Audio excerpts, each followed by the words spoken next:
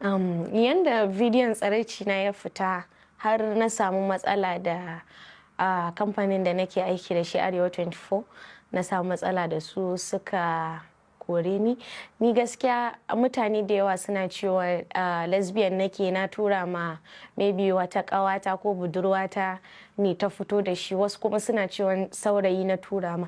Gaskiya babu ko ɗaya a ciki. A gaskiya na shiga yanayi mawuyacin yanayi sosai saboda ranar da abin da ya faru ba zan manta ba. Wani director Hassan Giggs wanda muke shooting din kwana 90 da shi sai ya kira ni a waya, shi ya fara gaya min, ya ce dota na ya aka yi haka ya faru, na ce mai faru, sai ya ce in hau WhatsApp zai tura min abu, sai ya tura min. Ina tsaye ba zan manta ba, kawai sai na faɗi a ƙasa. A lokacin sai da na yi wata 3 ba na fita, ko nan da gate ɗin ƙofar gidanmu ba na zuwa saboda kunyan jama'a, da saboda in na fita lokacin ko a hantarin, dan akwai sanda na taɓa wucewa ma akwai wanda ya taɓa jifa na da dutse. Jama'a, sunana Safiya Yusuf wacce aka fi sani da Safara ta cikin kwana 90 a da, amma yanzu na fara waka an fi sani na da Safa.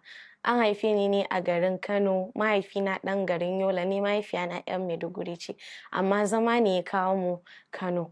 Na yi karatu a garin Ibadan Nursery and Primary School, sannan kuma bayan mun dawo Kano na yi karatu, na ci gaba da Junior Secondary School da Senior Secondary School na Hannewa Egg a Kano. Daga nan gaskiya dai ban ci gaba da makaranta ba. Yanda bidiyon tsiraici na ya fita, bidiyo ne wanda ni ina yi in aje a waya na as for fun or something like that, kuma wanda ni na san almost a cikin kaso 100 kaso 70 na mata suna irin wannan abun su aje a wayansu.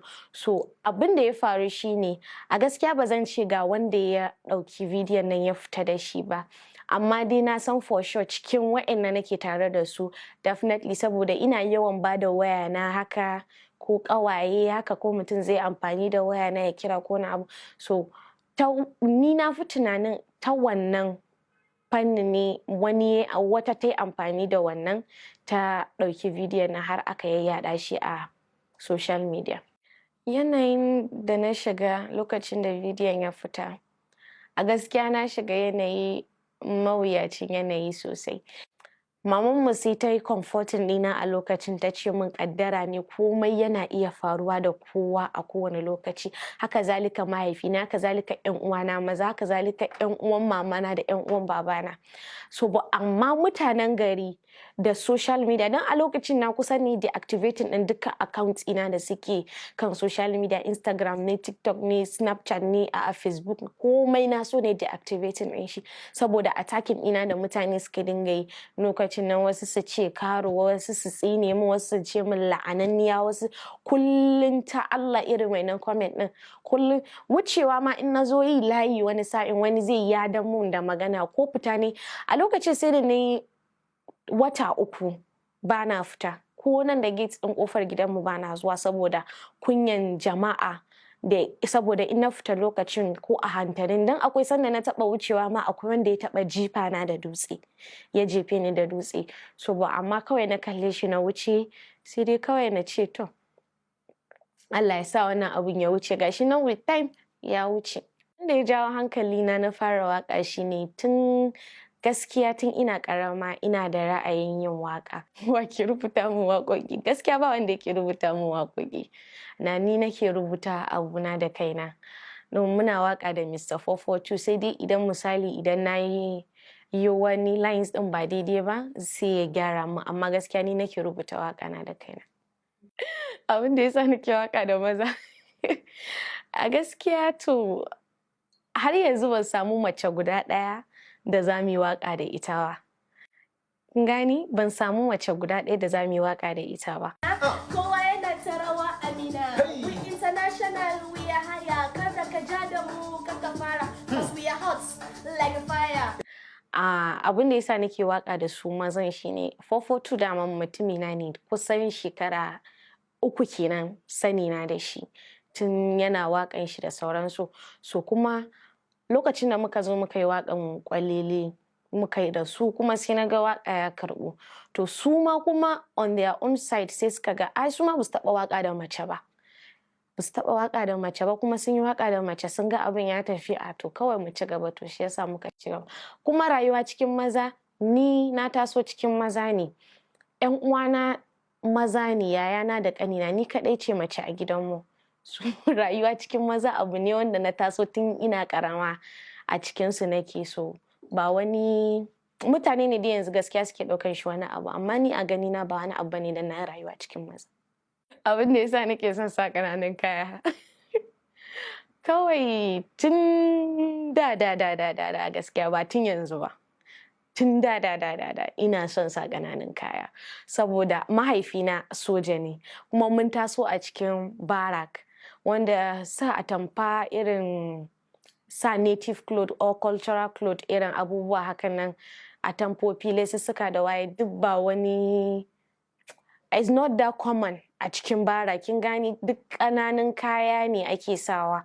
So ni kaina I feel more comfortable, na fi jin comfortable in na sa. Nan yawanci atamfan aka yi maka ɗinki za a yi maka riga da skirt, nan zai ɗame, nan zai ɗame, nan ba ka yi feeling. Amma kin ga yanzu da na sa kayan nan shi ya sa to.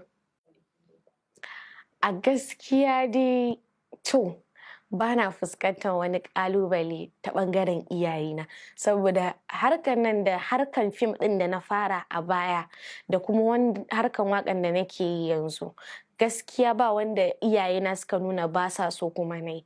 Kowanne sai da na tambayi permission ɗinsu, na tambayi izininsu tukunna, sai da suka ce min in je in yi tunda sana'a ce kawai in kiyaye in san me nake yi. A cikin waƙoƙina a gaskiya na fi son Inda As. Ai mu ne kyau, mu ne ke sa kyau ta yo kyau ko ba makeup. Ai muna kyau, kuna ganin wa yanzu ba makeup kuma na yi kyau. Hizba ta gayyace ni. A gaskiya ban san da wannan zancen ba. Shin zan so 'ya'yana su ga bidiyo na waƙoƙina? A gaskiya zan so su gani, ko da a ce ba ni na nuna musu ba. A ce sun gani sun zo sun same ni, "Mommy, mun ga bidiyon ki kaza kaza kaza kaza." To kun gani shikenan, kun gani ai ya wuce.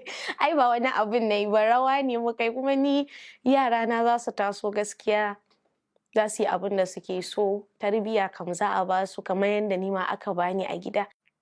Shin zan koma sana'ar fim? Zan koma sana'ar fim. Daman ni ban taɓa barin sana'ar fim ba, kawai dai na yi taking break.